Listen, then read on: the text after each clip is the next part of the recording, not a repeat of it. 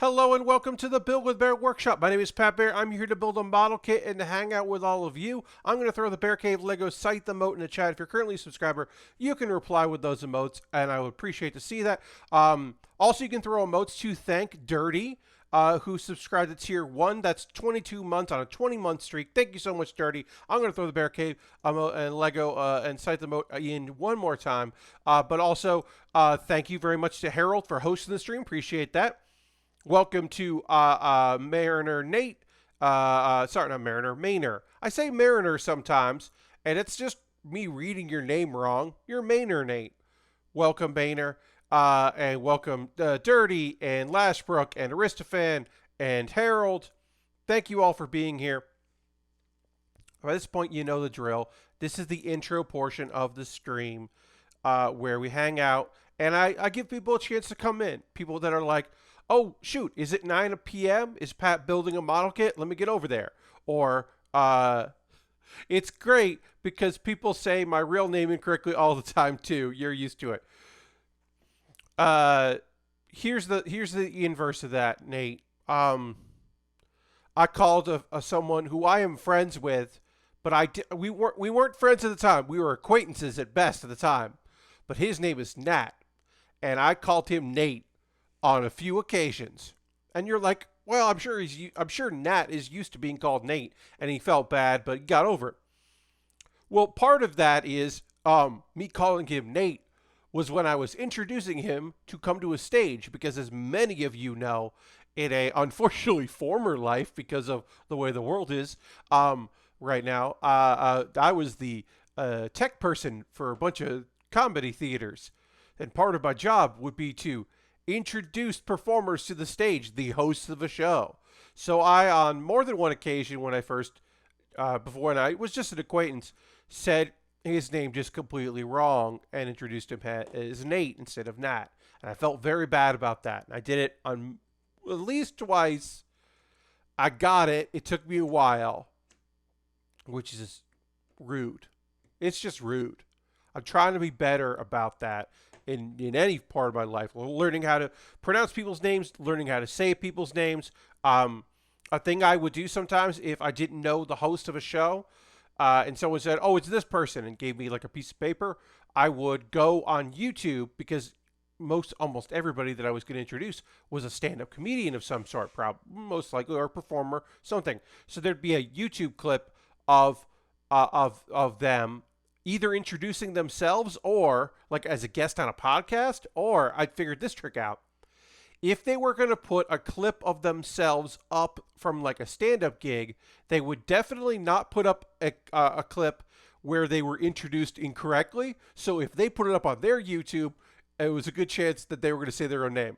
Hey, Lord Crashington. But it was really like, obviously in a world of me introducing performers, you know, like so many people were either had their own podcasts or were on podcasts. And so like you could just like search their name in podcast and find the audio to at least know how to pronounce their name right. And that saved me a lot of bummers when I was just like, because there'd be times where I'd just be like, yeah. Ooh, I've only said your last name out loud once. I don't know if I know how to say your last name. Oh no. How do I say Aparna Nanchala? Am I saying that right? Oh no. Because I had never said Aparna's last name out loud, but even though I had known her for a bit, also Google Aparna, she's incredible. But yeah, I would be like, ooh, Stamatalaki. Am I saying that right? I am. Okay, good. Sorry, Achilles. If I am saying your name wrong, Achilles Stamatalaki, great dude.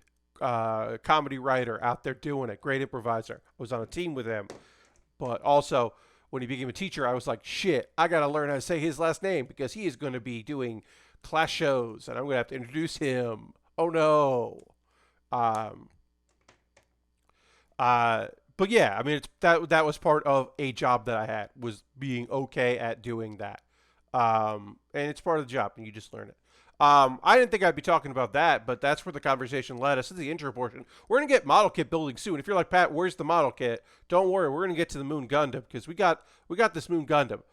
And like, you know, I'm going to retweet the tweet. Somebody is saying I'm going to go to Snopes about a thing that I linked, an article I linked to, which is very funny to me that someone wants to Snopes this. So I'll explain the context of what I just said as we get into this. We're going to work on the leg here. As you can see, we got the body done. We got one leg completed, including the cool little part back here that pops open for rockets, which is neat. We're going to work on the other part of the leg. All right, so Amazon Sidewalk is a thing. We've known about this for a while, but June 8th, it turns on. What is Amazon Sidewalk? Do I have to buy one? No, it's not a product. Amazon Sidewalk is a mesh network that Amazon is going to be using. Where? Let's say that you have an Amazon device in your home. Let's say you got an Echo or a Tile, or you got one of their security cameras or one of their doorbell things. If you got one of those devices, it's hooked up to your Wi-Fi, right? It's on the Wi-Fi network.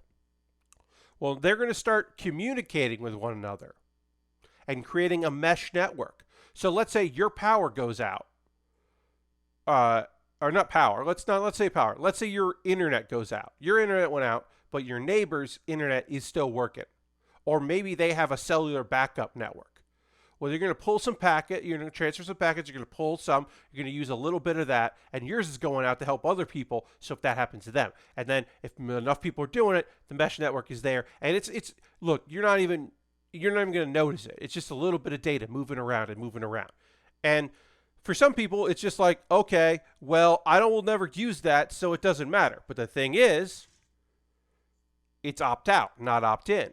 So if you have a Amazon device, you're going to be using Amazon Sidewalk unless you go into your app, because you have the Alexa app, and you go to the Alexa app and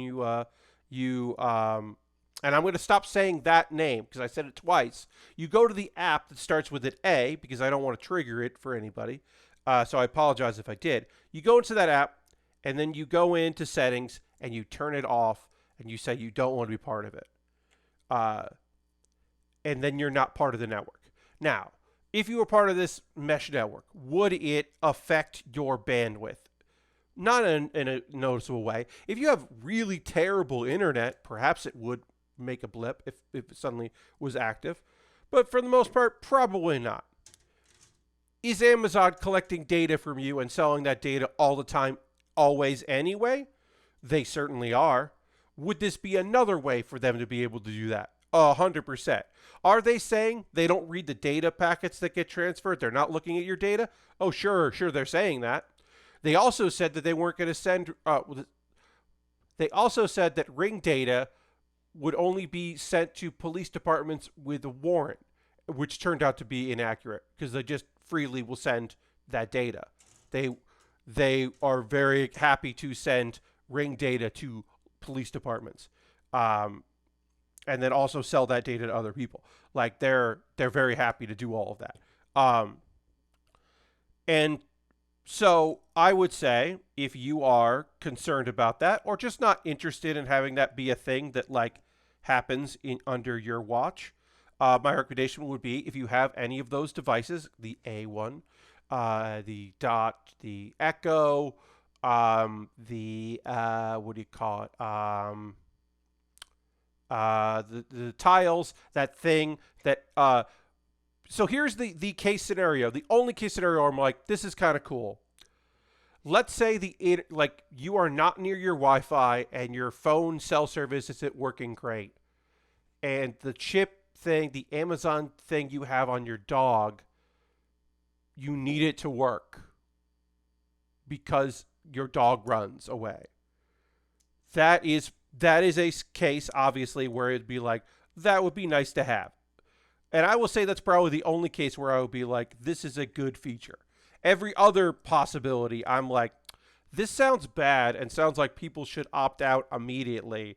So, because you are watching this stream right now, you are the person in your family, statistically, that set up an Echo or the A1 or whatever for your family.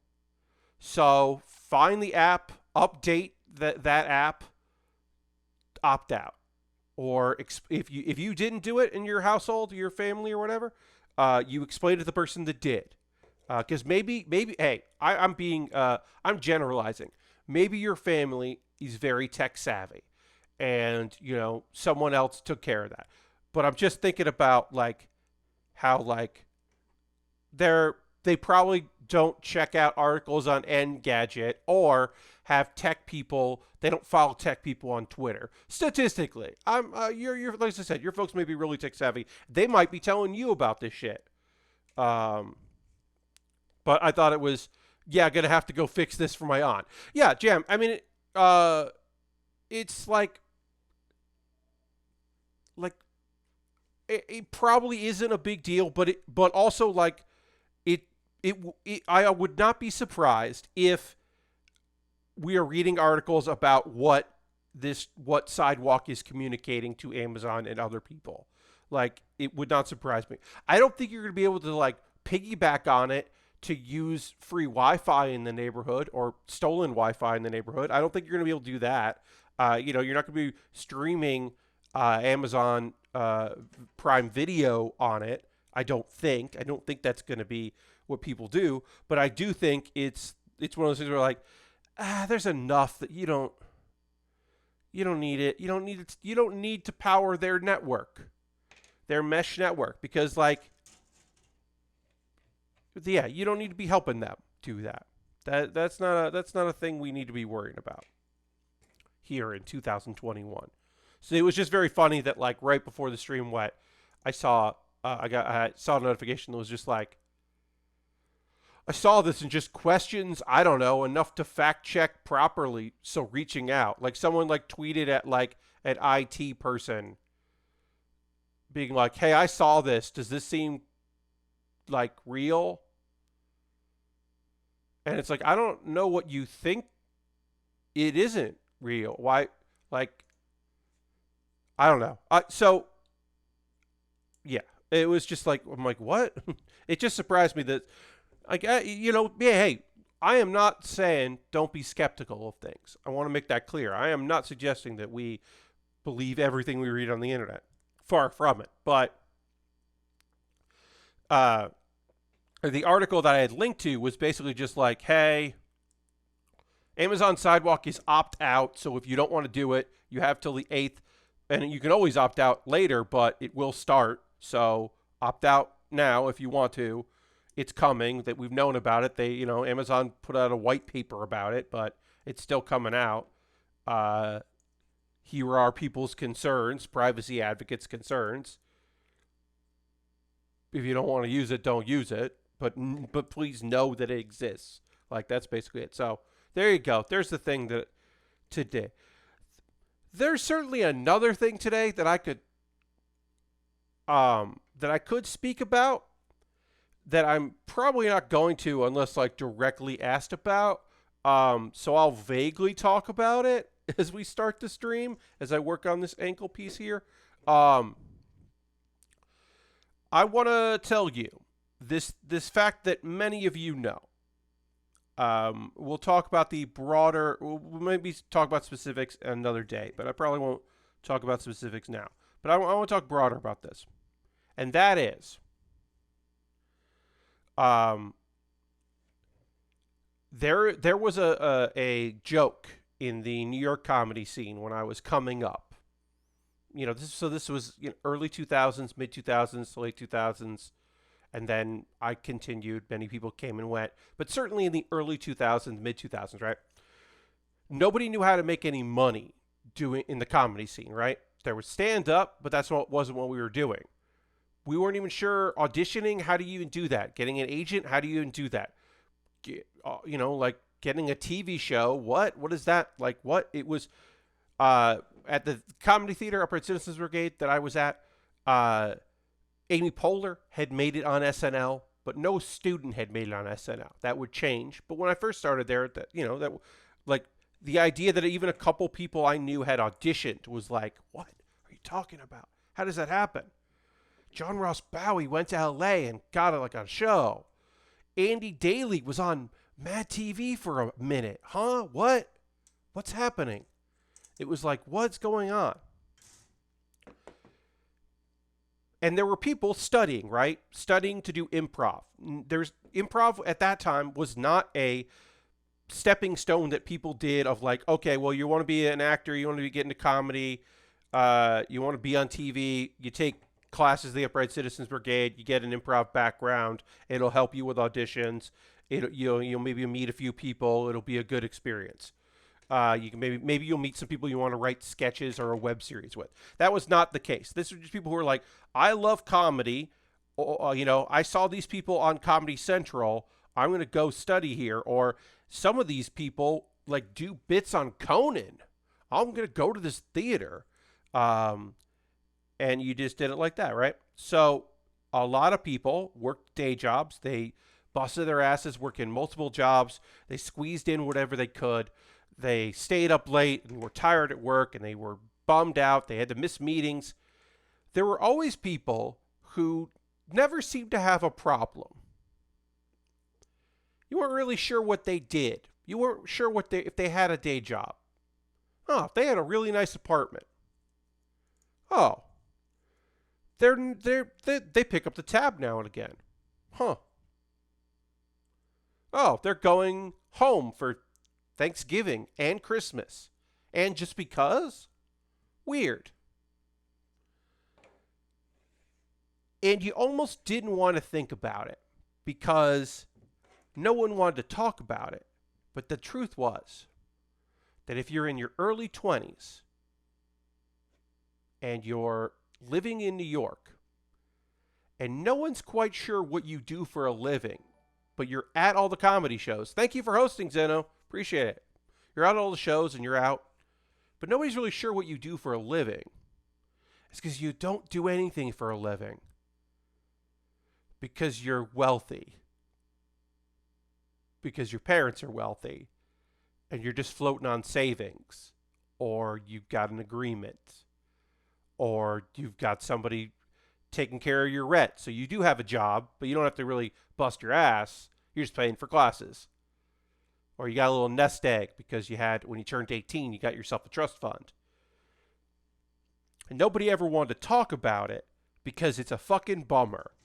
And when people who are struggling to make ends meet, working a bunch of jobs, who have to turn down opportunities, who can't audition during the day because they can't afford to take time off from work, because they can't lose this job, because if they lose this job, they got to fucking move back home. So you want to be cool. You want to feel like you're a struggling comedian, because you are. You're going through your own stuff. You got your own priorities. No one can tell you shit. So what if your apartment is your mother's second apartment? She just kept in the family because she liked to come to New York every couple months or years. And now you live there rent free. And you keep the office clean so she can come by and use the office every now and again. That's nobody's business but yours. You don't need to tell anybody that. So what if you went to Princeton and you are from a very wealthy Southern family? You don't need to tell anybody that. That's not their business. You live your life. You're doing your thing. You don't even have a Southern accent anymore. Have a good night, everyone, says Shax, who just subscribed with Prime for 6 months. That's a 2-month streak. Thank you very much. Also, the Bear Cave Lego site, the emote in the chat. Hey, maybe your dad is an incredibly famous Chicago lawyer. And you've never paid rent. It happens to a lot of people that I knew. But that became the trick. Now, full disclosure, when I moved to New York in the year 2001 to pursue comedy, the first year I lived in New York, my parents paid my rent. It would have been the equivalent of my senior year of college. I had not completed college. I moved to New York to pursue my dream, to study comedy and to audition and to work in theater and make my way in the world. And my parents were incredibly thoughtful enough to, instead of saying, oh, we don't have to pay for 4 years of college. That's great. They were like, here is some money to get you started in New York so that you can have an apartment and, focus on getting work and not having to what the original plan could have been and probably should maybe should have been move to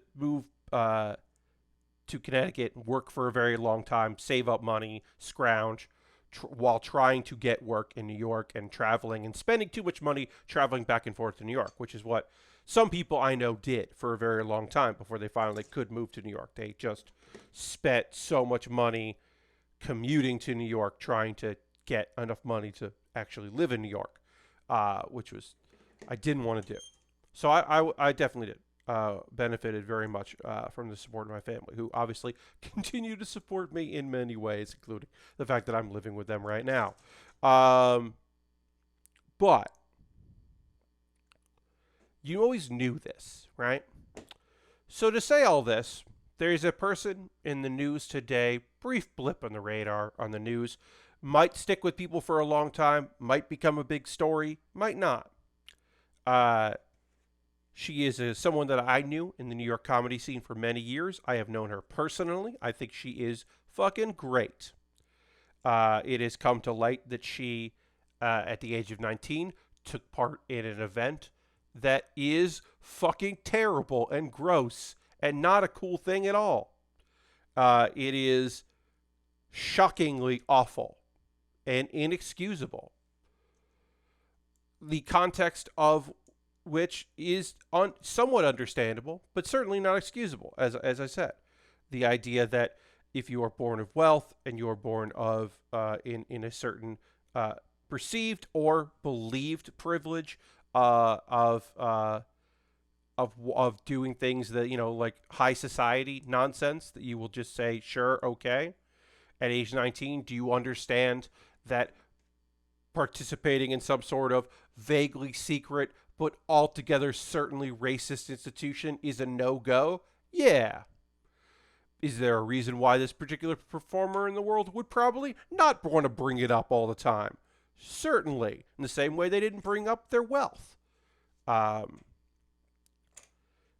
Is this a reflection of this person's innate wholesomeness and wonderfulness? No, it isn't. It's a surprising, shocking revelation. And I know why some people are just like, why is everyone terrible? And to which I would point out, yeah, you're not wrong. And if it's a deal breaker, of course it is. Of course it is. It's awful. It's an awful thing. It also is one of those things that people knew about occasionally. It's documented. It's in it's been several things. Lasberg says, believe what you will about how much devices are listening to us, but I just saw this trending on Twitter now. Yeah, I mean, possibly, that could be a coincidence. That could be just because I was talking about it and suddenly it's showing up in things for you. If you go to Amazon, it might, a Echo might be recommended to you for any number of reasons, or also because I said it out loud a bunch. But yeah, Lasbrook, that doesn't surprise me. Anyway, what I am saying, and I guess I will go on somewhat record here on my own stream, is Ellie Kemper at the age of 19 took part in basically a pageant fair thing in St. Louis by the wealthy people that live there, that are predominantly and the members were exclusively white until the 70s, and there's a lot of creepiness surrounding it. The thing is, pageants inherently are creepy and weird. That did not surprise me. Southern tradition started by the fact that it was started by a Confederate, not surprising at all. The fact that locals were like, we hate this, not surprising. Its ties to the KKK, also not surprising. Do I think Ellie should have taken part in that event? Certainly, I don't fucking think that. Uh, does it erase what I know about her as a person and as a human being? No. Does it excuse? Does that make up for all of that? Certainly not. Uh, but yeah, it is a complicated, weird thing. But if people are just like, well, she definitely shouldn't be the new host for Ellen because she is the reason why this came up is because people were talking about her possibly being the new host to Ellen because she was the first ever person to sub for Ellen years ago, a few years ago. And so people were like, oh, well, she should be the new host. And then people were like, well, what about this thing that she did when she was 19 that's really fucked up? Which people are right to say. And they're like, and what this other thing? Um, the I'll call this. I will put quotations around the term funny. The odd thing was when I first saw this, I did not see an article or people talking about it. I just saw a vague thing about how isn't it funny that that Kimmy Schmidt, the person playing Kimmy Schmidt, also was in a cult, and I just assumed they were talking about UCB, because that's not the first, and it won't be the last time someone compares the Upright Citizens Brigade or the improv comedy world in New York to a cult. So I just thought they were making a cult rep for UCB, and I was like, yeah, that's kind of old news. Did you just find out she did comedy in New York at UCB and the Pit and a bunch of other places? I was like, oh no, this is another culty thing that she was a part of, because it sounds very like secret society, and like it sounds like fake, like garbage, lame secret societies. Like it's not even a cool secret society. Obviously, inherently a racist thing with ties to the KKK. And so yeah, certainly garbage and bad news, but also like weird, and like somebody who was the queen was like said the queen of the thing was like secretly married, and she got like disbanded because she had to be a maiden to be look, there's a lot of shit. There's a lot of shit that people are going to be like, well, where is the Netflix series about this thing? Because I would like to watch that, because people like watching that shit. Dirty says, sorry I was only halfway listening while eating lunch. Did you say Amazon was going to be spying on me on behalf of the police through my Amazon devices? Dirty, what I am saying to you is that if you have a ring that the Amazon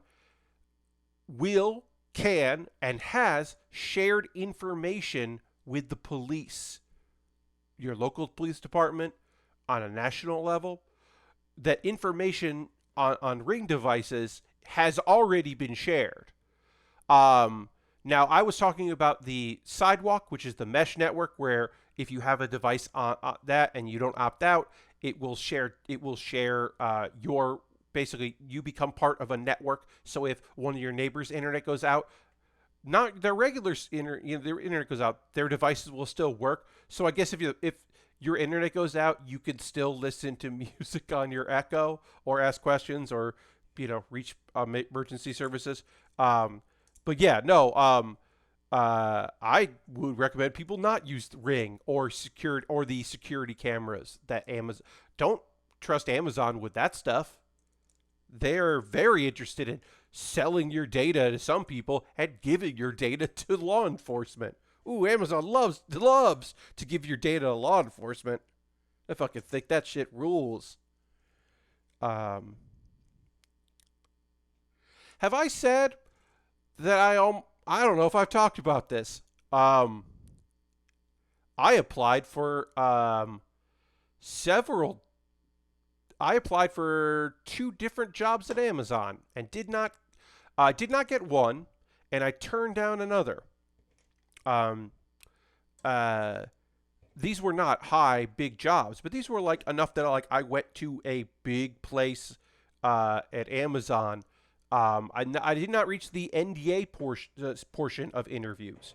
And one of them I do genuinely believe I would have gotten had I continued to the process. I believe I would have Got it. But one was to work at an Amazon, one of them Amazon stores where you don't pay for any, you don't give them money. It's like you just take the items and then you have to log into an app on your phone and then hit the barcode thing and then you just leave and then you just get charged. But so they don't have a cashier, but they do have to restock. So I applied for that.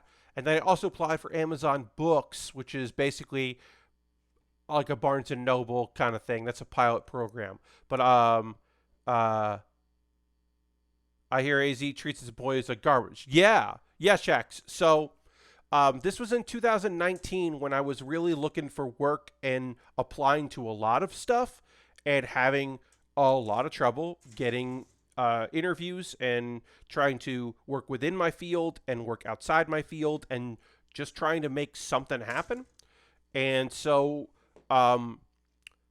also there were shifts, like the book shift fit my schedule real well. I would be able to work and stream and do comedy shows and work comedy shows, like tech comedy shows. It would have been pretty good.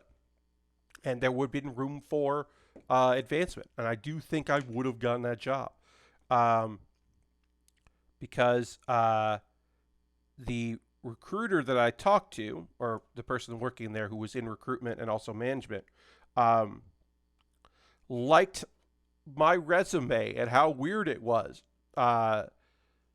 She was one of those people that likes to hire folks that don't necessarily fit the job description, but have experience. It was one of those things where my interview was mostly her learning a lot about the world of comedy and theater, which she was just I am fascinated by this. Now, is that saying I was going to get the job? Well, it did mean I moved on, and I was almost at the stage where I was going to have to start signing documents to learn things, and watching videos, and I had already taken aptitude tests and what would you do for this and all that, and went through the process. Then a job doing customer service came along, which I took. Now, unfortunately, that job ended pretty abruptly, but I was very happy to do that than work for Amazon. I will say this.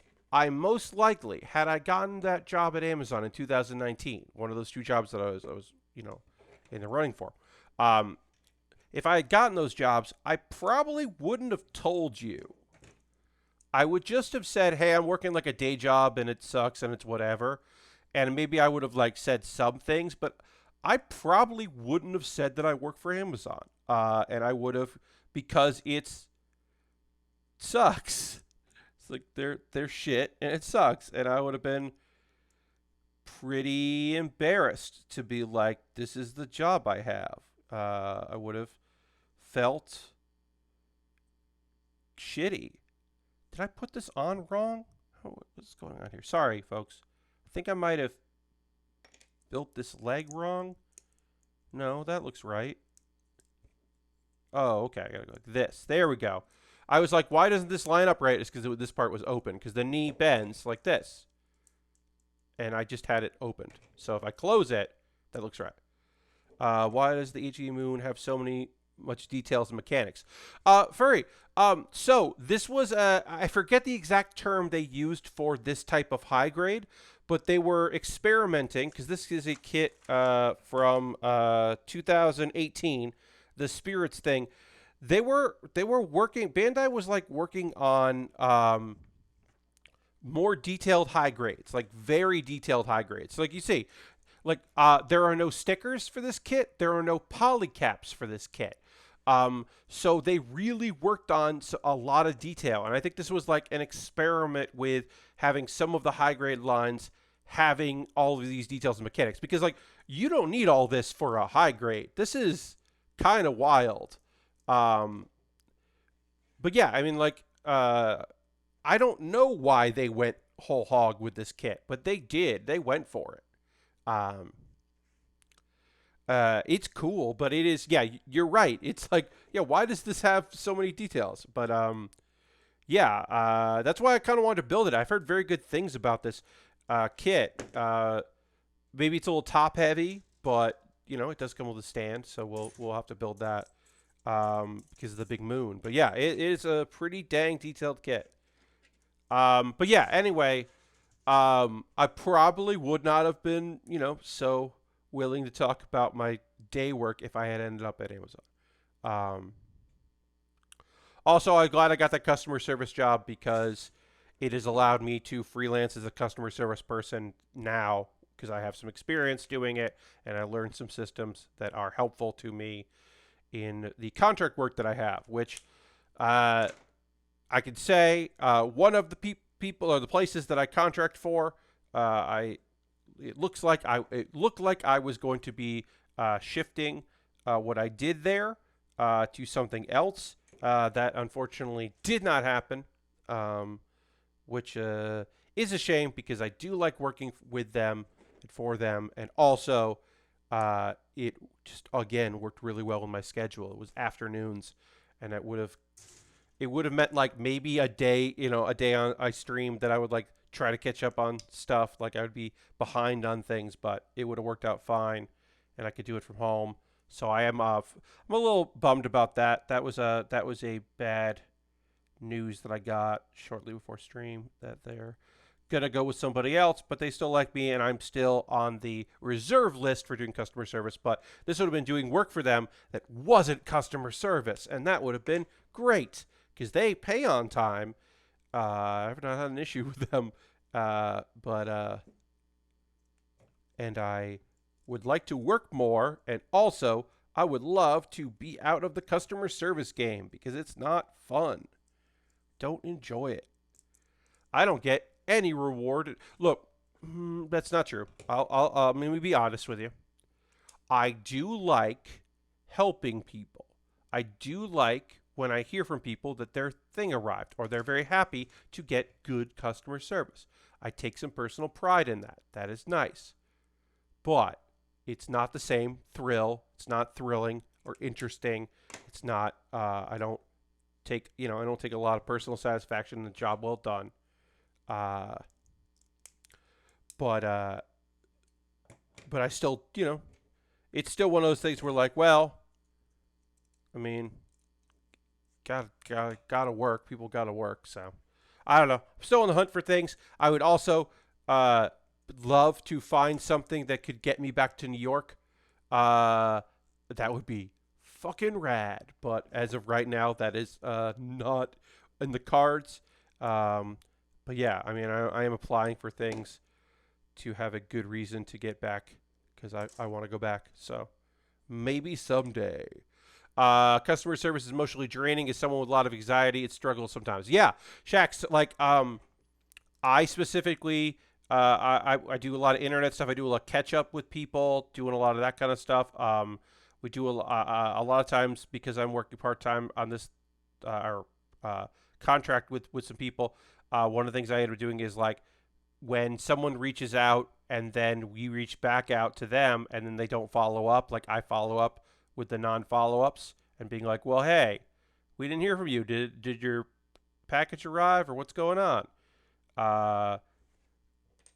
But luckily, this job, the people I work for here, don't have me do live chat or answer phones, which is great because I don't want to do that. I mean, I will.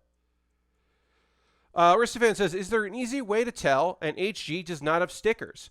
Not really. So some, maybe like 19. So let's see. Maybe. I'm going to do a quick little bit of investigation. So let's see. If I put in Moon Gundam HG, I'm going to see if 1999.co lists that. Because some sites might list these things. Product articles, beta translation. Please allow the possible mistranslation. So some of the times they will list things like that in like in like 1999.co.jp has like an English site and they list like model kits. So I go to like the Dagger L, which is a pre-order right now. It lists a lot of information in here, but it doesn't list all the information. Let me go to a kit that I know has stickers in it. I'm going to go to Wing Gundam, an SD kit. Does it list that has stickers? Yes. So this lists foil sheet ×1. So it does list that. So there might be some stickers are really annoying, Restaurant. Yes. So like 1999.co.jp has an English site with translations that are sometimes hit or miss, but they will list things like foil sheet because they're going to list what comes in the box. Some other sites do that as well. Let's see. Oh, I got a peep. Oh man, theater is back because people are sending me mailing lists that I have not seen in over a year and change. I'm starting to get mailing lists emails. Okay, great. People are like, hey, I'm doing comedy. So yeah, Aristovan, you can find that stuff. You have to just kind of look at it, but that is a website you can kind of see, and they are annoying in many instances. Not always, but in many instances they are annoying.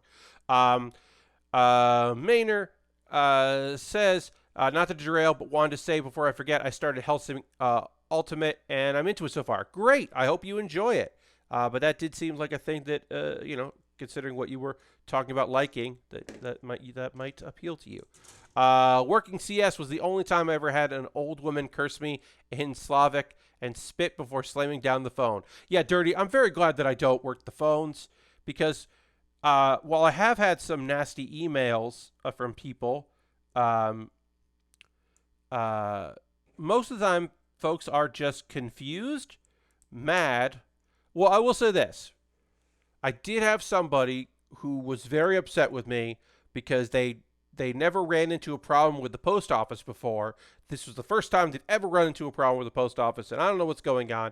And they lived in Brazil, and the Brazilian post office seems to be kind of like a suggestion of a postal service. So I was like, I don't believe that. From all my experience tells me you are wrong. Also, sometimes people were mad because I used to work for a place that people could have stores, and so they'd be mad if somebody was selling something. Like, one of my favorite things is this company, which I will not say out loud, they let you put stuff up on your store. And sometimes people put stuff up that they shouldn't be putting up because they don't own the copyright to it. And there were some things that we caught and other things we didn't catch on purpose until you brought it up. But one thing we did have to do is, if someone got by it, is the people that would make the clothes that then would distribute them. If they saw anything with the Pokemon company, any Pokemon on it, oh, have a great night, Harold. Thanks for being here. Talk to you soon. They would immediately not sell you, and we weren't allowed to say we can't. We would just say like, oh, I'm sorry, that person's store is closed. We'll give you a store credit or refund you. We had to be like that because it was just like we have to just shut all this down. We can't risk the Pokemon company coming after us because somebody was selling an Eevee shirt. They don't get to do that, which is true and fair.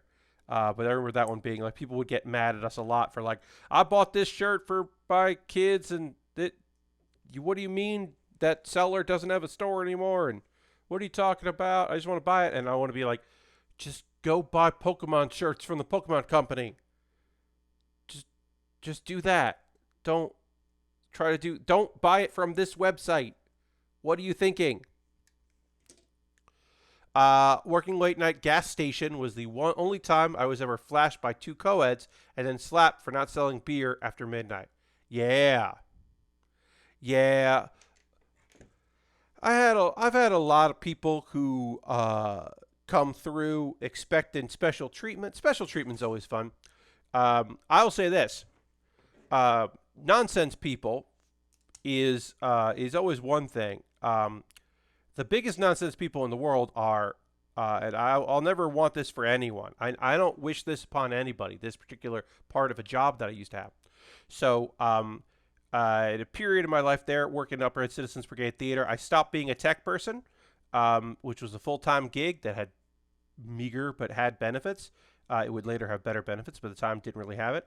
I gave up that job in order to eventually move on into the world of auditioning for things, and I became the weekend manager of the theater. I worked Friday nights and I worked Saturday day and Saturday night. So I pulled a double on Saturday. It was fine because it was pretty easy.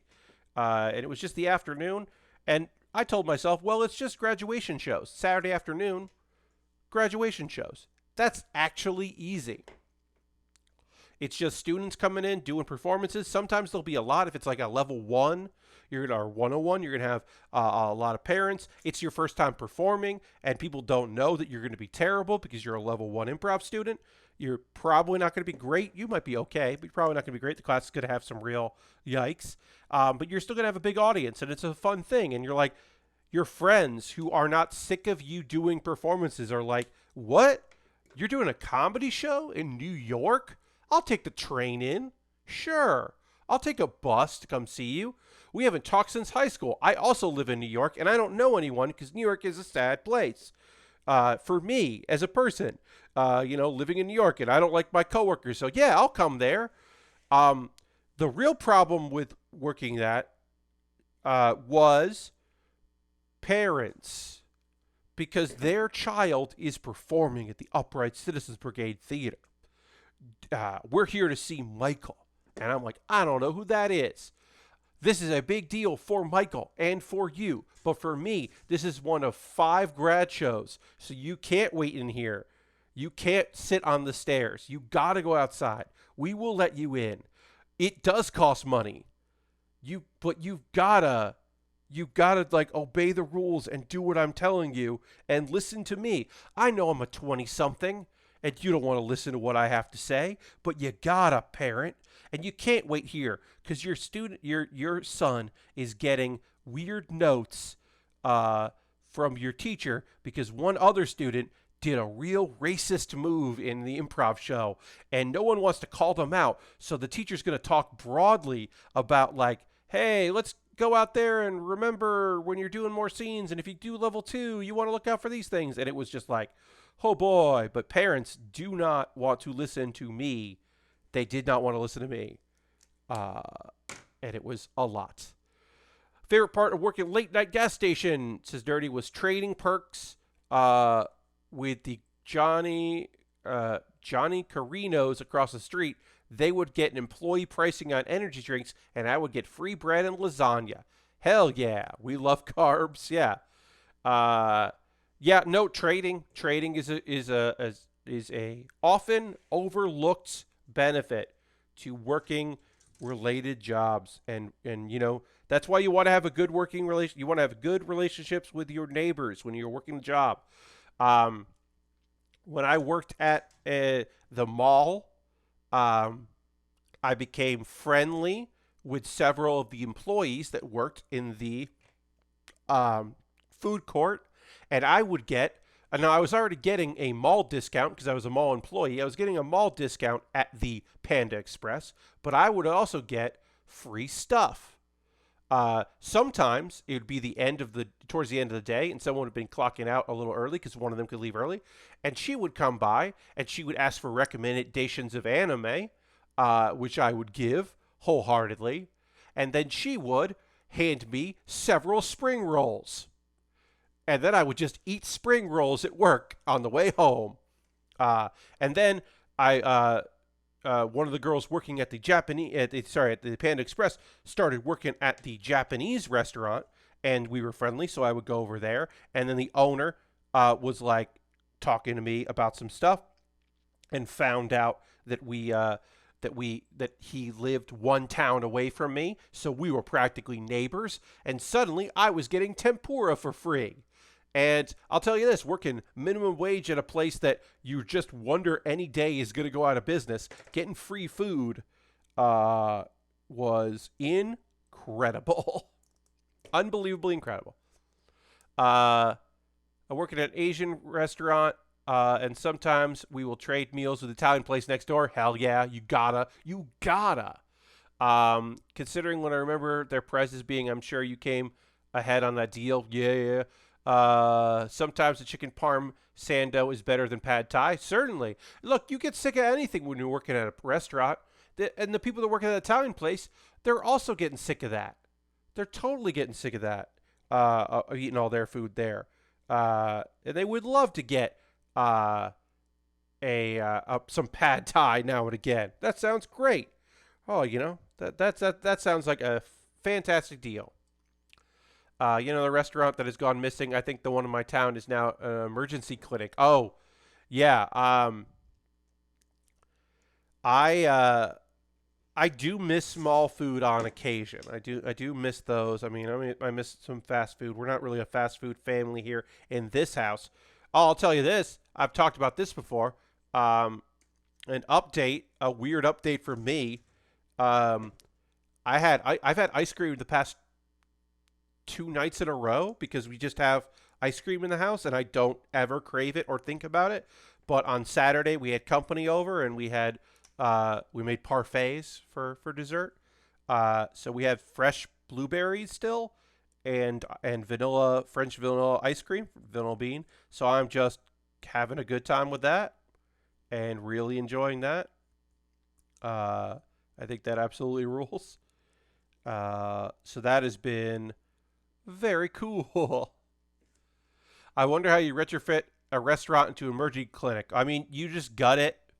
You're not really retrofitting there. Most likely it's that and another part of the building were just gutted and rebuilt. Like, yeah. Sometimes you can go to a place and you can go, hey, this used to be a Pizza Hut, huh? And sometimes it's you go to places and you're like, hey, this used to be a bank, huh? Like you can just feel the vibes. Of course, living in New York, people just live wherever they can, trying to make things work. I remember going way out to Brooklyn, and this was like a neighborhood that like had been kind of like clearly these loft spaces were converted. And I go into this building to go see a friend of mine. We go to a house party, and I'm on the floor, and the elevators are kind of small. They don't feel like residential elevators. And I get on the floor, and I'm looking around, and the door opens. We come in, and it's like I walk in this room, and it's a big room with a wall of windows, and there are bedrooms, but the bedrooms have windows out into the living area because none of the bedrooms have their own windows. So they have windows like on the door and above the door to let air and light in. And I'm looking around and I go, did this used to be like a dentist's office? And the girl was like, how did you know? And I was like, I don't know, the hallway and this room just feels like I was like, yeah, so there's a building full of residential stuff, and that actual apartment was part of a dentist's office at one point, and then converted into apartments. Supposedly legally. Supposedly hers was not an illegal conversion. But I was just like, yeah, no, this just has office vibes. The only work they really did was like downstairs in the lobby. Reminds me of the video game store in the mall that still had one of the self-serve stations and molding at the top of the pillar of the previous ice cream place. Yep, I've seen that. I've seen that before. I think I heard on the Bombcast that someone converting an old bank into a sub shop. I'm sure you can make anything work with enough ingenuity and cash. Yeah, because, like, look, why tear down a building when you can just convert it? There was some kind of there's a comic book store somewhere that a friend of mine visited that was in an old bank, and they kept they removed the vault door, but they kept the vault circle for storage because and they used it for storage, but you could see like when you were paying, you could see like the vault, like door left. Because they thought it was cool and it would be cheaper to just leave it than to have to rebuild the wall. Because obviously it's a vault wall. It's pretty damn secure. You would have kept the door. Yeah, I believe they couldn't keep the door. But yes. Also, that probably would have been annoying to go in. You would have to leave it open or whatever. But I don't think they could keep the door. But they decided to keep it up because it was just way cheaper. We're almost body complete on this kit other than the backpack, so we're going to finish the sides of this and then we're going to put the whole thing together.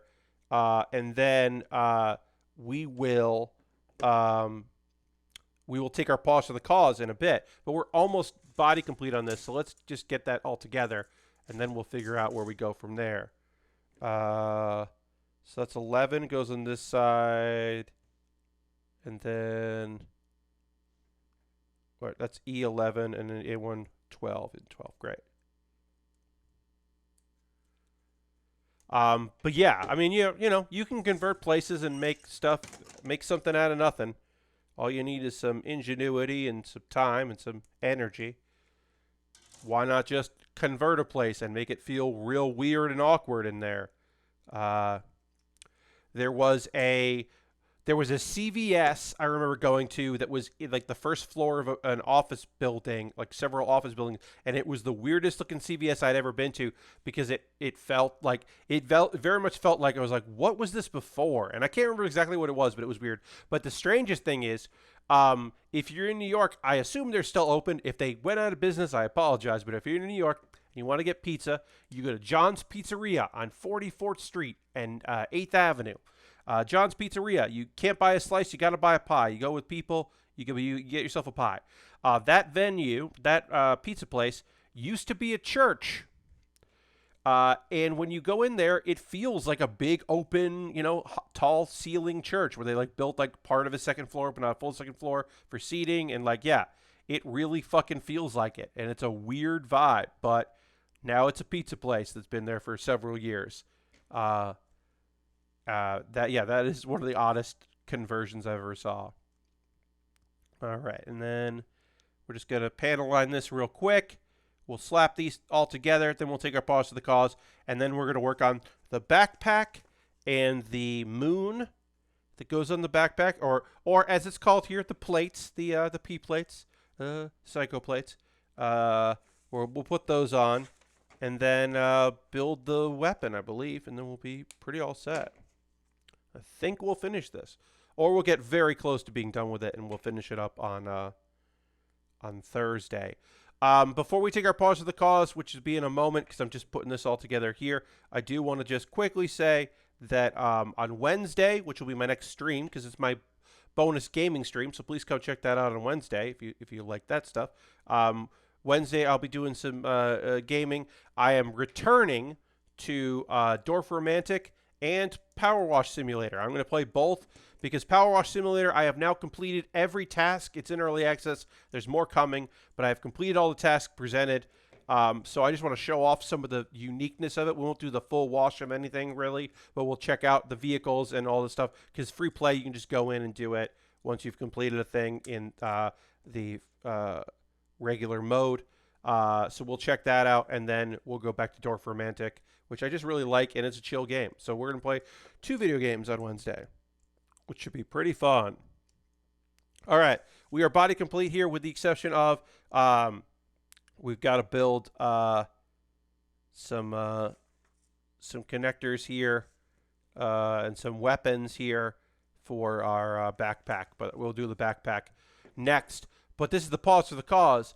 First and foremost, if you're currently a subscriber, you can throw the Bear Cave, the Lego, the Scythe, them in the chat. Let the people know you're a subscriber. You're here to hang out.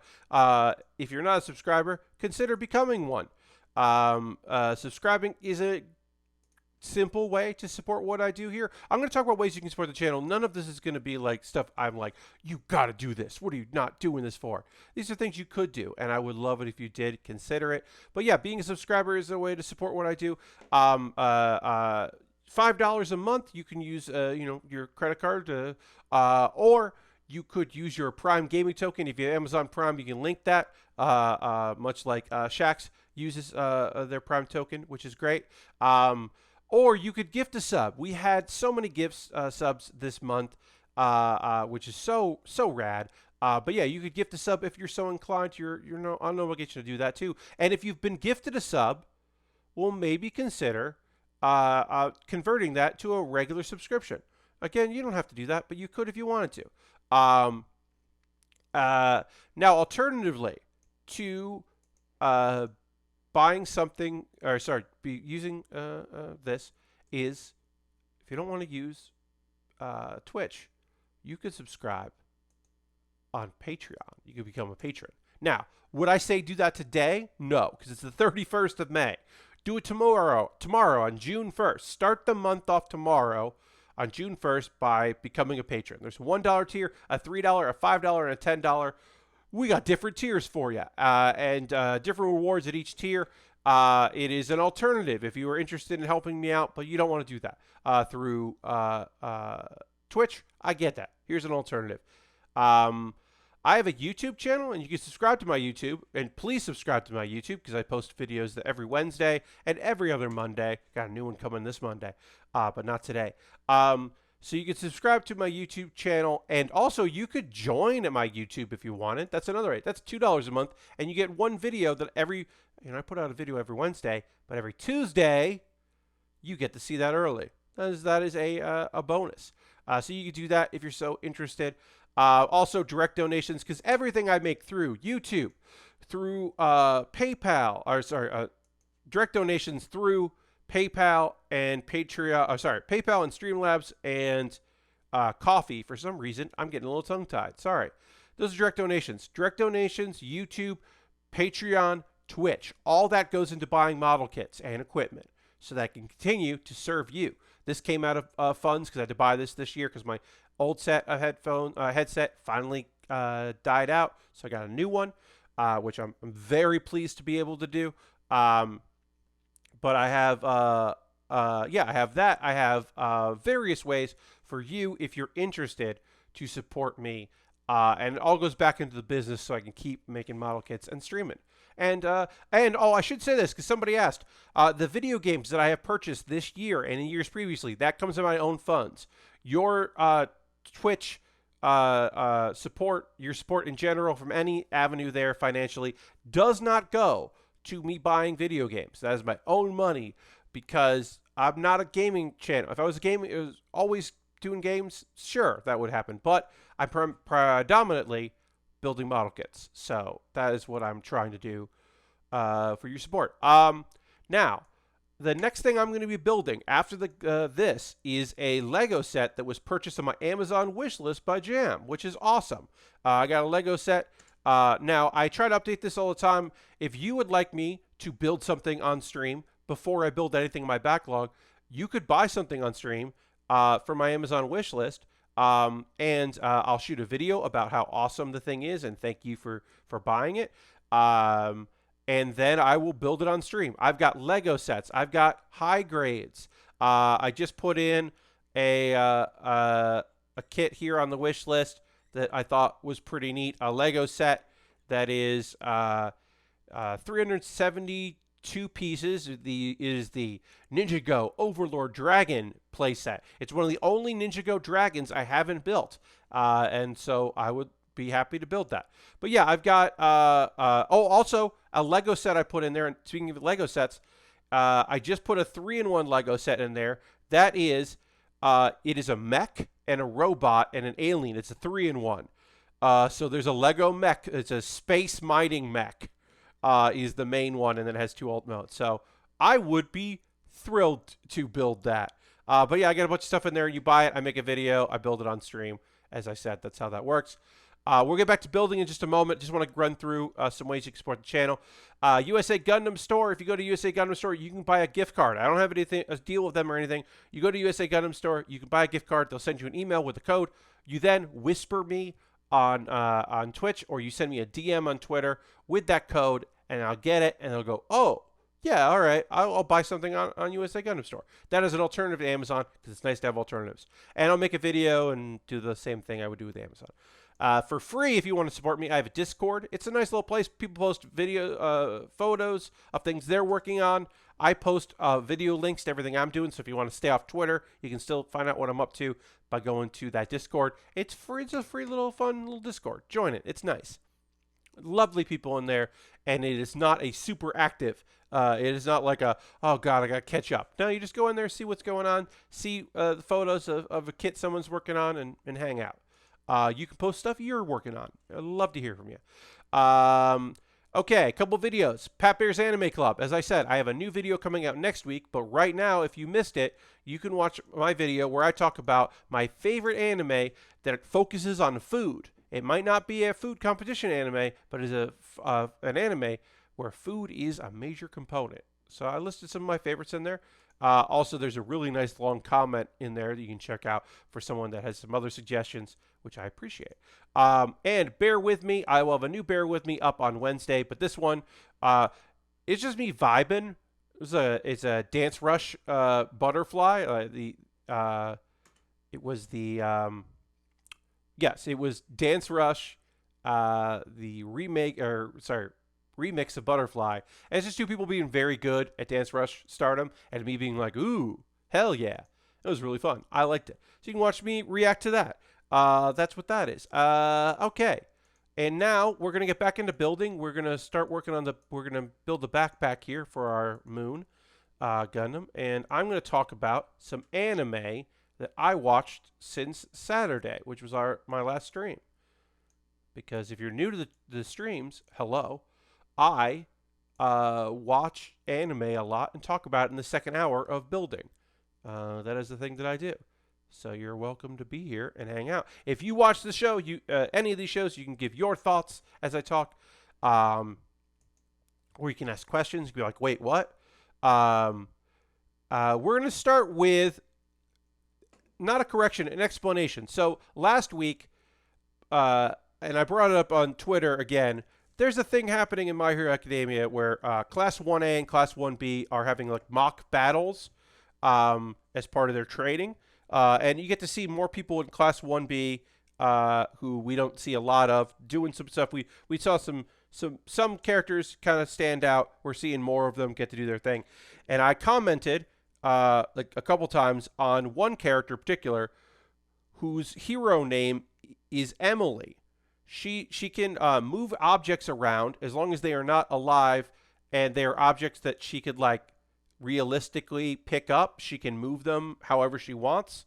And it's like Poltergeist. And her name is Emily. That is her hero name. You know, we're talking about like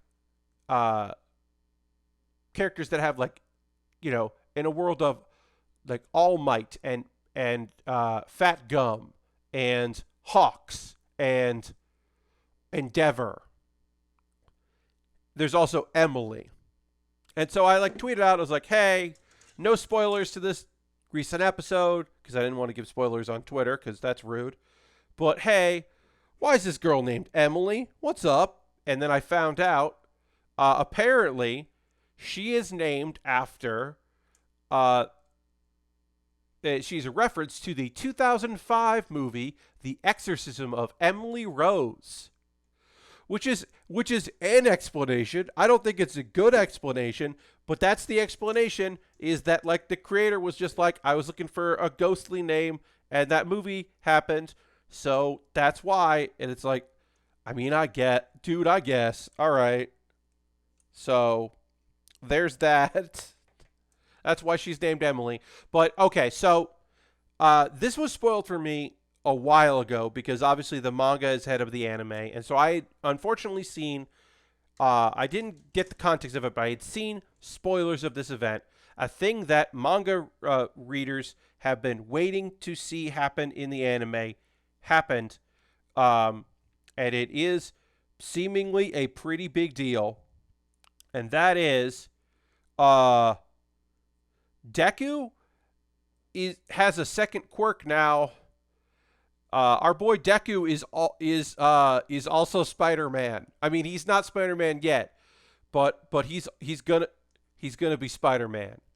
And to explain, if you were unfamiliar with My Hero Academia, or maybe you stopped watching after a time, let me tell you that quirks are a thing that a certain population people have, and most of the time you inherit them, or they're combinations of other people's quirks.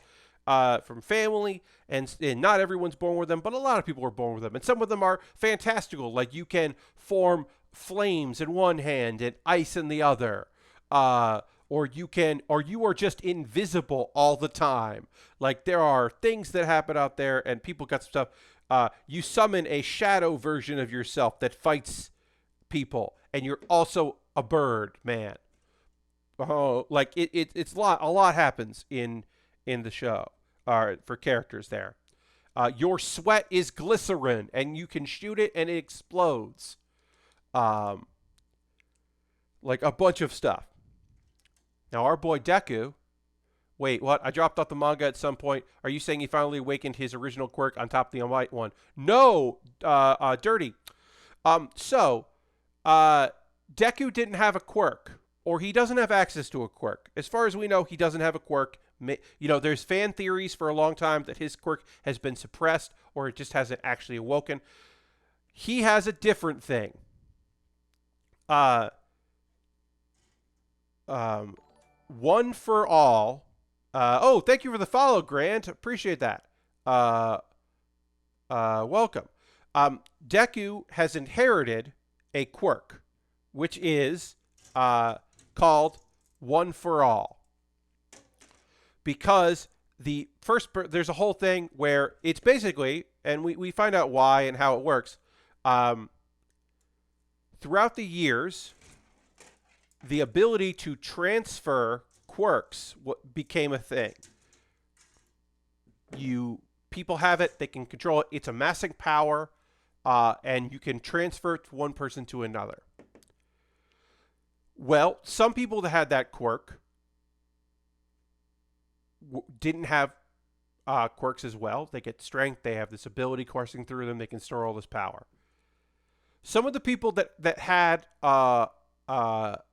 One for All had other quirks, and those quirks are also contained within this quirk. And because All Might was like, I don't know what that is. That, like, the fact is that a couple times Deku has met the original, the theft version of the quirk. Yeah, so All for One can steal quirks from other people, and he figured out a way. He gave a quirk to his brother, who he thought didn't have a quirk, so that he could transfer quirks to him. His brother did have a quirk, which was stockpiling powers, or it's one or the other. Anyway, he can transfer a quirk. He couldn't transfer something he didn't have. Now he can transfer something. But All Might never even saw the original. But at one point, apparently, his predecessor and the person that trained him told what's his name? Gran Torino one time said, I had a dream, and someone told me the time has not yet come. So Deku apparently is going to inherit a bunch of quirks from the other people that had quirks. And the first one showed up because he wanted to capture a person in this mock battle. He really wanted to capture someone. He was thinking, I want to capture someone, I want to capture someone. And so he is inheriting one of them, quirks, which is called Black Whip. And he doesn't know how to control it. It's all of these, like, black mist came out of his arm. But it's called Black Whip, and it comes out of his arm. So he's going to be able to, like, whip around, like, capture people with mist, whip around. Maybe he'll traverse like Spider-Man. Basically, he's going to be more like Spider-Man. He's always been kind of like Spider-Man with Superman's powers, with, like, super strength. But now eventually he's going to have, like, 7 quirks. It's bonkers. When I got spoiled on this, at some point, I was just like, what are we even talking about? But yeah, it was great because this dude in One for All, was just like, you got to work hard. You got my quirk. It's hard to use. You can't, it's like, you can't be fueled by negative emotions. You gotta have heart. You gotta go for it. And it's just like, dude, nobody knows what you're talking about right now, dude. Like, chill out. Deku just found out this very moment that, like, he's gonna have new quirks. The manga has gotten real wild. Yeah, I mean, look, I also got the other manga spoiler that is a spoiler but isn't a spoiler because there's no way, like, people like picked up on it immediately. I'm not going to say what it is, but like a guy that everyone was like, I bet this dude is this dude, is that dude. But yeah, also maybe All for One is getting more powerful and things are going to pop off. That's probably going to happen. But yeah, because, the quirks are connected. Anyway, Deku's getting stronger and is going to get some real wild powers. And meanwhile, they're still in a competition and they didn't call it off. Maybe because Eraserhead wants Shinso, the guy who is been kind of like his pet project. Maybe it's because he wanted him to, not lose his chance to get involved. So he maybe he didn't want to cancel it. But anyway, Deku's gonna have Black Whip as a quirk. Dude was quirkless and is now gonna have 2 quirks, with the possibility of having many other quirks, and it's bonkers. It was very cool to see and real weird. Also, I found out what's up with the dude that has a scouter. There's a guy named Double Impact, and I was like, what's up with this short, chippy, kind of chubby guy that has like a straight out of Frieza's army scouter? Well, it's because he also has a radar in his wrist, because his thing is he can double the impact of like a secondary and the double impact of like an explosion or the impact of like a weapon or something. But so he's also got like a scouter and a tracker to like track items so that he can use them. He knows when an item has an impact, so he can then explode it. It's a pretty good power. I was just like, why is this dude look like he does? And now I got the answer, and I was very happy to get that answer, because I was like, what's up with this dude? We got to build these here, our connectors that need to go in. We're building that. Anyway, My Hero Academia. Things are fucking popping off. It's happening. I'm psyched about it. It started off a little slow, but things are heating up. Hello, Zero. Welcome. Now I'm going to talk to you about, it's been going all right. Having a good stream. Happy to be here. Talking about some anime I was been watching. Want to talk to you about Dragon Goes House Hunting. It was, so last week's episode, we had a flashback and we learned more about Daria, I should say, the elf. Yeah, welcome. Happy to have you here. Dragon Goes House Hunting. Really slow, patient little comedy series that I still really like. If folks are looking for a chilled series about a dragon that wants to go, that wants to find a house, a place to live, and the real estate agent that helps him out, who was once considered the demon lord, but is, strong, but mostly just pretty chill, who is a real estate agent that is tasked with helping him. It's a fun little show, but we got a lot of backstory about Daria and a dragon that he helped out and became friends with for a long time, who is named Varney, who is a black dragon, and they're like fighting a lot and damaging a whole lot of property. But you can tell like a lot of like life lessons he learned in that really helped him develop the idea of like, look, if human heroes are busy fighting me and dealing with me, then they won't be bothering smaller, weaker monsters. So I'm helping. Also, Lasbrook, I do not know what you are saying of London. Oh, Varney of London. No, Varney is a black dragon. He is very chill and kind of like, Zero, it's fun. So I thought it was going to be a lot of like, it was going to focus, like, obviously I thought it was going to focus on the real estate. Zero, there is a female character who, as of episode 9, has not been introduced yet, but she is in the opening animation. So I imagine she'll be introduced next week because there's only 12 episodes and we just had episode 9. So I can't tell you for sure that she is in the opening, so I imagine she will show up. How important she is to the show, I cannot tell you. Not super important since she has not been in it yet. But yeah, I can't say for certain if she's going to be important or not. But it's fun. This episode was good. Let's see. Yeah, you get a kind of good sense of Daria as a character. He's the most interesting character because Letty,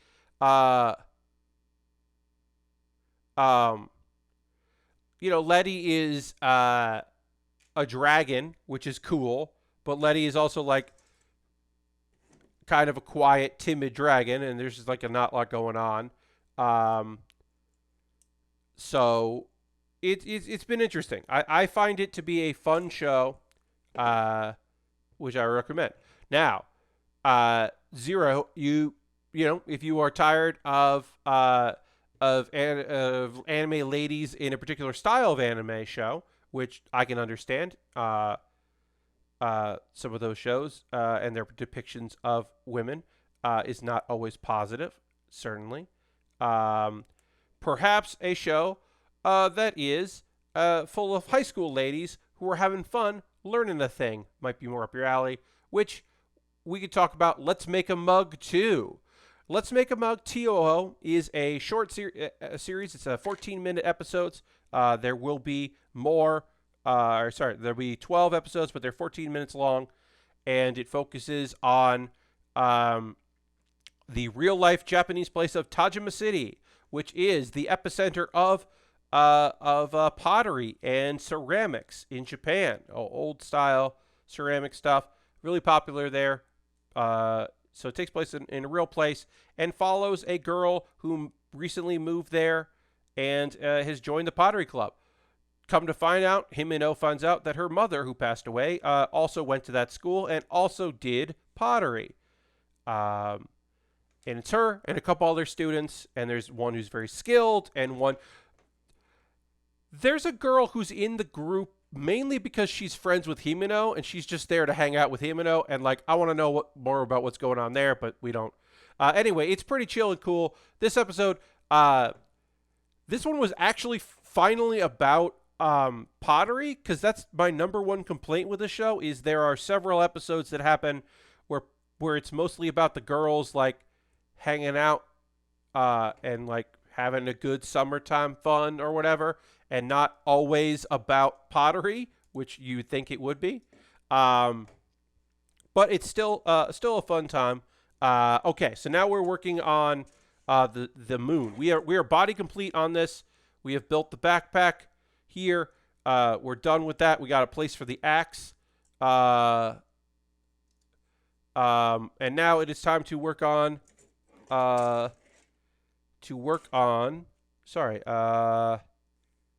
all of these many connectors that need to go together here. Okay, so the moon is all of these components put together and then interconnected.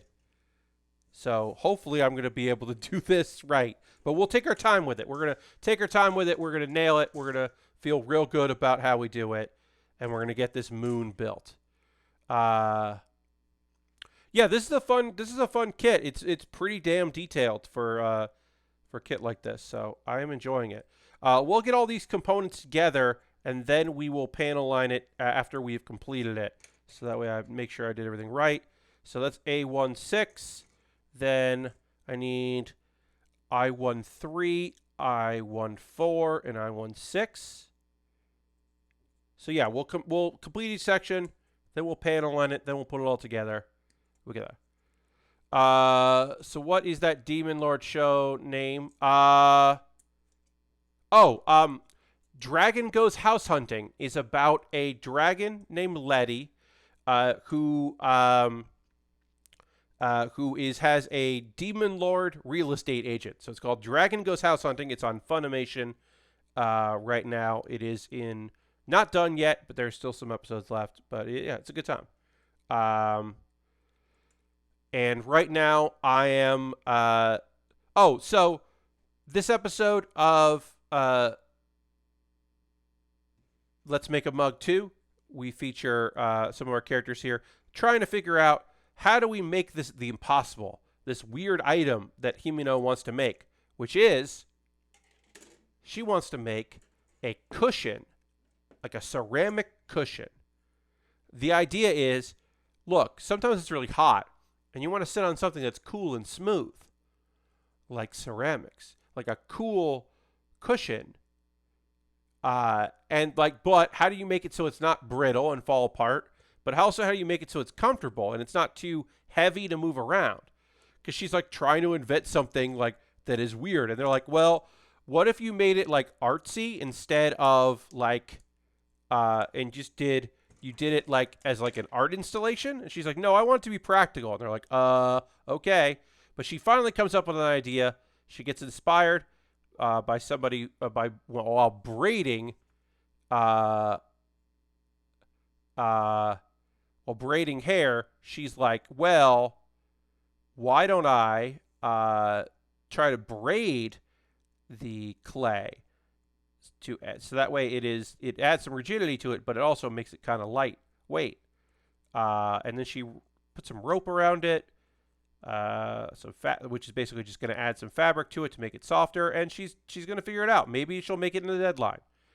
Now, when I said this show, I should say, Let's Make a Mug 2, is 14 minutes.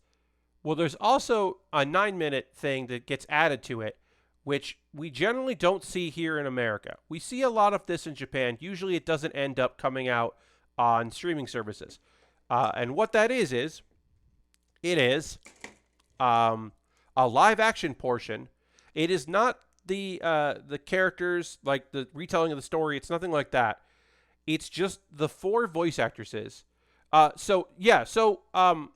the 4 voice actresses in Tajima City, like, experiencing things. It's basically, generally those would be Japanese exclusives. In this case, it's non-exclusive, but generally those would be exclusives in Japan because it would be a way to promote the show. And also, this is very clear that the city spent some money because they're hoping for tourism based on the show. It's very clear that tourism money was spent to promote this product. So this is like, usually we don't see that. So I think that's actually why we're seeing it, is because like money changed hands to make this project happen. I mean, obviously money changed hands, but like, dollars changed hands, yen changed hands to make sure that people would see this as well. So, so we usually don't get this kind of content of voice actresses or voice actors like doing something related. The closest I think recently is before the very first episode of Laid Back Camp aired. There was a thing where the voice actors for Nadesco went camping, and they filmed that, and that actually is on Crunchyroll. So that stuff happens a lot in Japan, but we don't normally see it, but we're seeing it. And so this episode was about them trying food that is known in the region. And let me tell you right now, I'm going to tell you, holy shit, I want ramen so bad right now. I want ramen so bad after watching this. Like, it just was incredible looking. This like very thin soba noodle, like very thin, more thin than I'm used to, that just looked unbelievably tasty, and I'm so like jealous that they got to eat it. And they also tried tofu that was done like roasted in mochi that looked pretty tasty, but I was like, yeah, that seems fine. But I really want to try that. Oh, and then also they got eel. And look, I'm not into eel. I've had it. I'm not generally a fan. But these 4 voice actresses were fucking psyched about having eel. They were so psyched about it.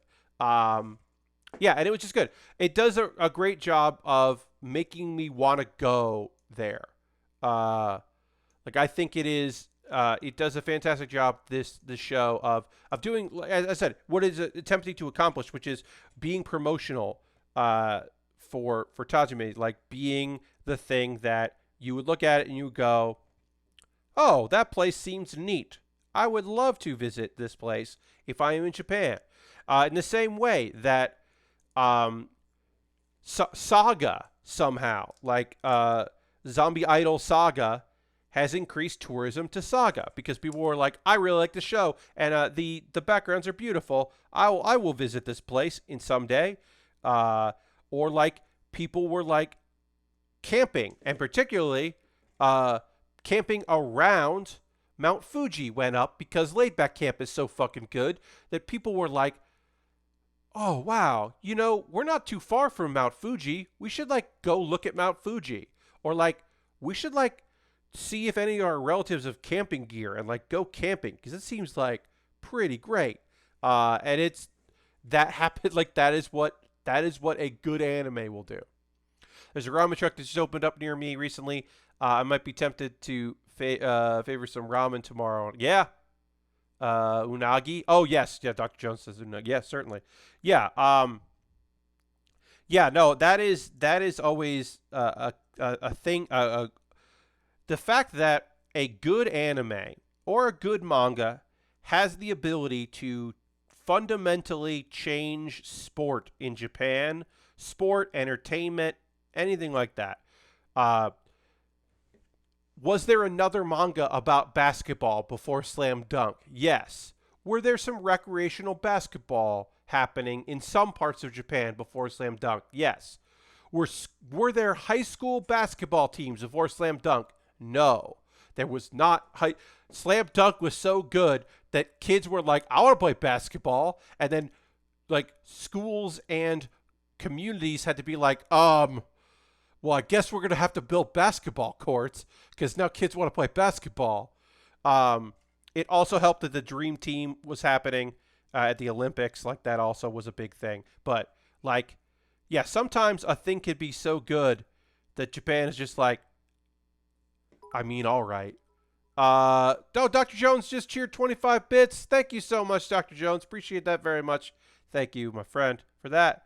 But yeah, that has always been one of my favorite things about that. It's like, if this anime is good, people are going to come here and see what's going on in this place, or they're going to try out this hobby, or they're going to, or like, After School Dice Club was popular enough in Japan that people were seeking out places, and there was an article that was translated in the Japan Times of a Tokyo tabletop shop that had an increase in people coming and asking about German tabletop games because they liked the show, and so they were like, and they had already been selling the manga because they made a deal with a book publisher to sell that manga. And then they were selling some some tabletop games that they were helping distribute those in some manga shops. So they already knew about it, and then like it did well enough that they were like, oh, yeah, we'll teach you the real games that are in this. Please, like, oh, please learn about our thing. Like, we want you to be excited about this because we are also very excited about this. Did I do this right? I did this right. Okay, so that goes there. It goes there. That's A and B.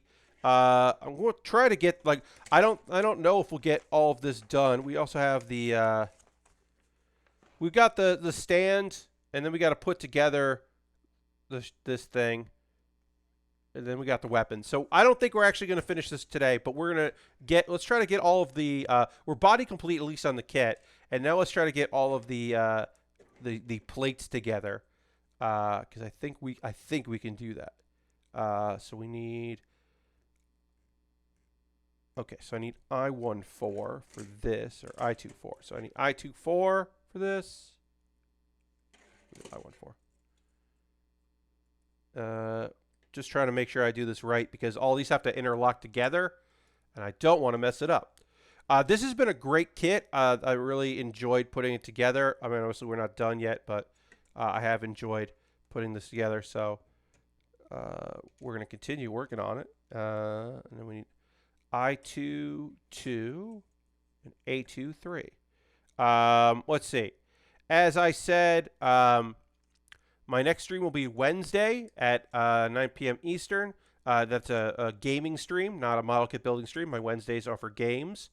And I will be playing Dwarf Romantic, talking about tabletop game. This is a digital tabletop game, Dwarf Romantic. Go back to that. And also checking out more of Power Wash Simulator. Now that I have completed all there is to do in because it's early access, I've finished all the early access stuff. There's more stuff coming, but I can go in, kind of pick and choose stuff and show off some of the fairly unique things, like the skating park that we got to power wash, the building that looks like a shoe, the many vehicles that are fun to wash, some that are in a garage, some that are not. Yeah, it is a pretty fun so far. Okay, so let's go. Just making sure I'm putting this all in right. Putting this all in right, and then we'll just get these built, and I will panel line them another time. So it goes like that.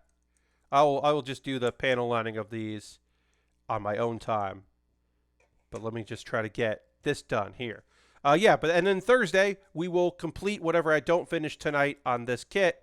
And then we'll work on a Lego set, and that Lego set is the Audi Sport Quattro, I believe it's called. Yeah, S1. So we got a cool Lego car that we will be building. Thanks to Jam for picking that up on my Amazon wish list. So that's the next thing I'm working on. It'll be fun to work on a Lego set. It has been a hot minute since I did a little bit of Lego. Working on a real car is always strange, but that'll be fun. Plenty of stickers on that one, because you got to have, like, you know, logos and stuff, because it is an official licensed product. So they got to, like, you know, make sure that they're doing the hard sell. So we need I-19. Yeah, and I'm excited for Wednesday and for that. Let's see, what else I got going on? Meetings happening. What do anybody watching anything on the interwebs? They're like, oh, Pat, I got to tell you about this thing that I'm watching on the internet. You got to check this thing out. This is very cool. Because I'm always looking for new stuff to watch and enjoy. I did not watch AEW Double or Nothing. I saw some clips of it. I am happy with the clips. My biggest takeaway is I'm glad Mark Henry's excited about doing some stuff. I hope he has some fun. I am most excited of anyone for Jungle Boy. I'm very excited for Jungle Boy. That rules. I'm excited that he's got a number one contender. I don't think he's gonna win. I can't imagine Jungle Boy is gonna defeat our current champion. Just don't see it happening. But I think it rules that he won that Casino Battle Royale, and I hope things go very well for him. Because I don't know. I hope that match is great. From the live reactions I saw, it seems like a really good show. Yeah, so I've heard it felt like a long show. Some of it felt like it was good, and some people were like happy with it, but kind of bummed about some stuff. And whatever. The Stampede seemed like it was probably too long. Also, I think it's not over, because they gotta break up the inner circle so that Sammy Guevara can go face. But they can't, or stay face, but they can't all be faces, because, like, it doesn't work. I just don't think it works. I just don't think it works right now to have like Jericho be a face. I think they should have lost and been broken up. I think it hurts the Pinnacle that they lost that match, and they should not have lost it. That's my opinion. I've been watching Cooking Haru channel on YouTube and trying out a few of the single pan meals, thinking about taking on some of the stuff shown on Sam the Cooking Guy's channel. Ooh, nice, Dirty. I like that. Trying to expand your repertoire. Um, yeah, it'll be a long time before I do a cooking stream. My folks are actually going to be going out of town for a couple days, and I was like, ooh, if one of those is a Wednesday, I'll do a cooking stream. One of those is not a Wednesday, so I will not be doing a cooking stream, which is probably for the best because then I can focus on. Oops, I grabbed the wrong one there. I can focus on other stuff, but I was like, I was seeing if I could do the math and make it work to be able to do another cooking stream. I don't know what I would have made, but yeah, the timing just didn't work. It's fine. I would like to do another cooking stream at some point, but that involves me being in the kitchen, and I just don't want to, like, do a stream where the whole house has to hear me do stuff. Whereas this, I'm just here in the room. You got to be on the other side of the door to hear me. That doesn't happen, so that is nice. But if I'm in the kitchen, then anyone in the living room or the Carolina room in the back is just going to hear me, and we don't need that. All right, so this is E. E goes in here. Ooh, it looks in like that. Okay. I watched 4 hours of Brad trying to beat Mile High Club mission of Call of Duty 4. Well, I figured out by the end of it that wasn't from the Big Live Show bit where he actually beat it with the crowd behind him. No, that was not that. That was another stream. Yeah. Wow. Whenever I get up the nerve, I'm going to go play with my dad's new smoker and see if I can mess up a rack of ribs. Hell yeah. Hey, the only way to get better is to try and do it and figure stuff out. I managed to have pretty good success with grilling on Saturday, but as I said, my grilling was just hamburgers and hot dogs. And like, did I give a donation to the grilling gods by having half of a hamburger fall into the grill? One of the first 3 that I put down just fall because I just went to flip it too aggressively too early. 100% that happened. That was my hamburger because I was like, oh, well, I messed this up, so this one's mine. But I didn't mess up any of the burgers at least, which was good. And then did very well on the hot dogs, which is not hard to do. But it was good to get back into it because like I like grilling, so it was nice to get in there and kind of figure out what else I need to do. You know, and then I'll try to get some steaks going, try to get some veggies going. You know, just throughout the summer. As we get into the summer proper, just try to get some more time on there. The fact that there's a grill, like I have access to a grill and a backyard, like I didn't really take advantage of it much last summer, so I'm going to try to take more advantage of it this year. We'll see. Also watched the most recent Big Live show with Nacho Cheese segment with Lang and the Gooch, with Dan giving John Drake a mild concussion later on. Yep, certainly. I mean, yeah, it was mild, but it certainly was a concussion. Ugh, I was so dumb. All that was dumb. Every part of that was wonderfully entertainingly not a good idea. All right, we're almost done with this moon section. We only got a few more parts to do here. We need A22, which I think is this one. And then A15 is that one. Yeah. All right, so we need A22. Is this? We are almost done with this moon section. And then we will figure out how to put it on and build the weapons on Thursday, which is the next build stream. And then that will not take the whole stream. We will then move on to our car, which will be cool. All right, so we need I-15 and let's see, we need I-23.